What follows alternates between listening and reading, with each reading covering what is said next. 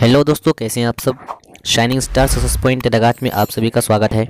आज हम लोग 10 क्लास के पॉइंट ऑफ व्यू से कुछ इंपॉर्टेंट क्वेश्चन को डिस्कस करेंगे जो कि एग्जाम के पॉइंट ऑफ व्यू से बहुत ही इंपॉर्टेंट है। तो चलिए हम लोग क्वेश्चन की तरफ आगे बढ़ते हैं। सबसे पहला क्वेश्चन आपकी स्क्रीन पे है कि निम्नलिखित में से किसके कारण अम्ल वर्षा होती है। पहला ऑप्शन आपकी स्क्रीन पे है CO2, दूसरा ऑप्शन है SO2, तीसरा ऑप्शन है CO और फोर्थ ऑप्शन है Cl2। तो इस क्वेश्चन के आधार पर जो आपका राइट आंसर होगा वो होगा आपका ऑप्शन नंबर बी, यानी कि अम्ल वर्षा जो होती है उसका जो कारण है इस ऑप्शन के हिसाब से वो हो जाएगा आपका SO2। चलिए हम लोग नेक्स्ट क्वेश्चन की तरफ आगे बढ़ते हैं। नेक्स्ट क्वेश्चन आपकी स्क्रीन पे है कि समीकरण 2H2 + O2 2H2O है एक संयोजन अभिक्रिया, वियोजन अभिक्रिया, अवक्षेपण अभिक्रिया, उदासीनीकरण अभिक्रिया। तो चलिए सबसे पहले हम लोग इस क्वेश्चन के आधार पर संयोजन अभिक्रिया को डिस्कस करते हैं। कहता है कि वैसी रासायनिक अभिक्रिया जिसमें दो या दो से अधिक अभिकारक रासायनिक अभिक्रिया में भाग लेकर केवल एक उत्पाद का निर्माण करता है तो उसे संयोजन रासायनिक अभिक्रिया कहा जाता है। अगर हम लोग यहाँ पे बात करें तो यहाँ पे H2 और O2 दो अभिकारक रासायनिक अभिक्रिया में भाग लिए और रासायनिक अभिक्रिया के दौरान उन्होंने सिर्फ एक उत्पाद H2O का निर्माण किया। इसके आधार पर जो इसका राइट आंसर होगा वो हो जाएगा आपका संयोजन अभिक्रिया। नेक्स्ट क्वेश्चन आपकी स्क्रीन पे है कि ग्लूकोज का रासायनिक सूत्र निम्नलिखित में से कौन है। पहला ऑप्शन है C2H5OH, दूसरा ऑप्शन है C6H6O6, तीसरा ऑप्शन है C6H12O6 और फोर्थ ऑप्शन है C6H6। तो इसके आधार पर जो इसका राइट आंसर होगा वो हो जाएगा आपका option number C, C6H12O6। Next question आपकी स्क्रीन पे है कि सोडियम की परमाणु संख्या कितनी होती है। तो सोडियम की जो परमाणु संख्या जो होती है वो होती है 11। तो इसके आधार पर जो राइट आंसर होगा वो हो जाएगा आपका option number A. Next question की तरफ हम लोग आगे बढ़ते हैं। नेक्स्ट क्वेश्चन आपकी स्क्रीन पे है कि निम्नलिखित में से कौन लवण है। पहला ऑप्शन है HCl, दूसरा ऑप्शन है NaOH, तीसरा ऑप्शन है K2SO4 और फोर्थ ऑप्शन है NH4OH। अगर हम लोग पहले ऑप्शन, तीसरे ऑप्शन और फोर्थ ऑप्शन की अगर हम लोग बात करें तो पहला ऑप्शन HCl एक अम्ल है और दूसरे ऑप्शन और फोर्थ ऑप्शन की अगर हम लोग बात करें NaOH और NH4OH ये दोनों क्षार है। तो इसके आधार पर जिसका जो राइट आंसर होगा वो हो जाएगा आपका K2SO4। तो इस आधार पर K2SO4 एक लवण है तो इसका जो राइट आंसर होगा वो हो जाएगा आपका option number C. Next question है आपकी स्क्रीन पे कि निम्नलिखित में किस धातु से सोलर सेल बना होता है। पहला ऑप्शन है जस्ता, दूसरा ऑप्शन है सोना, तीसरा ऑप्शन है प्लेटिनम और फोर्थ ऑप्शन है सिलिकॉन। अगर आपको इस क्वेश्चन का आंसर मालूम है तो आप भी कमेंट सेक्शन में अपना आंसर दे सकते हैं। तो इसके आधार पर जो इसका जो राइट आंसर होगा वो हो जाएगा आपका ऑप्शन नंबर डी, यानी कि सिलिकॉन, यानी कि सोलर सेल जो बना होता है वो सिलिकॉन धातु का बना होता है।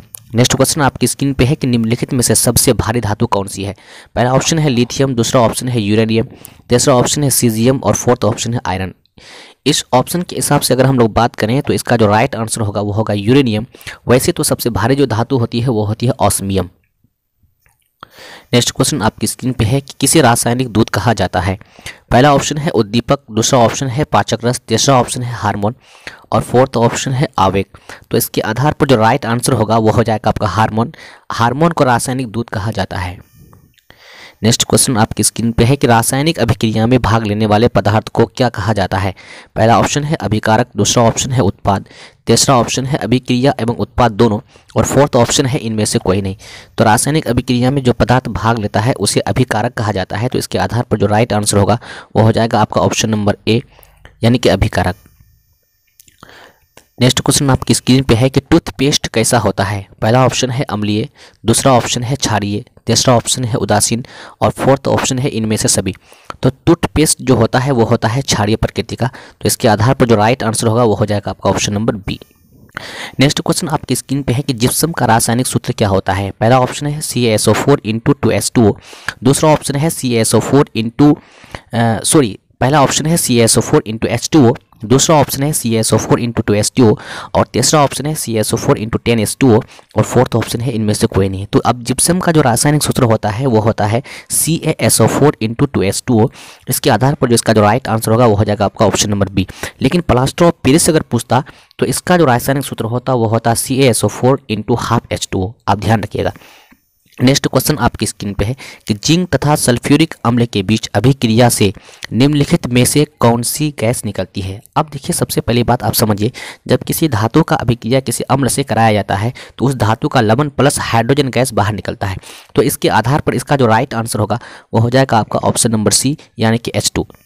नेक्स्ट क्वेश्चन आपकी स्क्रीन पे है कि निम्नलिखित में से कौन सबसे कम अभिक्रियाशील धातु है। पहला ऑप्शन है Al, दूसरा ऑप्शन है Zn, तीसरा ऑप्शन है Fe और फोर्थ ऑप्शन है Mg। अगर आप क्रियाशील समूह को अगर आप देखेंगे तो इन ऑप्शन के हिसाब से यहाँ पे Fe जो है वो सबसे नीचे आएगा, Mg उससे ऊपर आएगा, Al उस ऊपर आएगा, Zn ऊपर आएगा। तो इसके आधार पर सबसे कम अभिक्रियाशील ऑप्शन के हिसाब से अगर हम लोग बात करें तो हो जाएगा आपका ऑप्शन नंबर सी यानी कि Fe। नेक्स्ट क्वेश्चन आपकी स्क्रीन पे है कि एथेनॉल के क्रियाशील मूलक का सूत्र है। अब देखिए एथेनॉल, यहाँ पे अगर एथेनॉल की अगर हम लोग बात करें तो उसका क्रियाशील मूलक का जो सूत्र है वो है बॉन्ड OH। ये एथेनॉल का क्रियाशील मूलक का सूत्र है। इसके आधार पर इसका जो राइट आंसर होगा वो हो जाएगा आपका ऑप्शन नंबर ए। यहाँ पे बॉन्ड CHO या एल्डिहाइड का क्रियाशील समूह है, बॉन्ड COH कार्बोक्सिलिक का क्रियाशील समूह है। पहले क्वेश्चन भी हम लोग डिस्कस करें। और डबल बॉन्ड CO जो है वो आपका कीटोन का क्रियाशील समूह है, लेकिन बॉन्ड OH वो एथेनॉल का क्रियाशील मूलक है। नेक्स्ट क्वेश्चन आपकी स्क्रीन पे है कि अम्ल का pH मान होता है 7 से कम, 7 से अधिक, 7 या 14। तो अम्ल का जो pH मान होता है pH स्केल के अनुसार वो 7 से कम होता है, 7 से अधिक क्षार का pH मान होता है और 7 जो होता है वो उदासीन विलयन का pH मान होता है। तो इसके आधार पर इसका जो राइट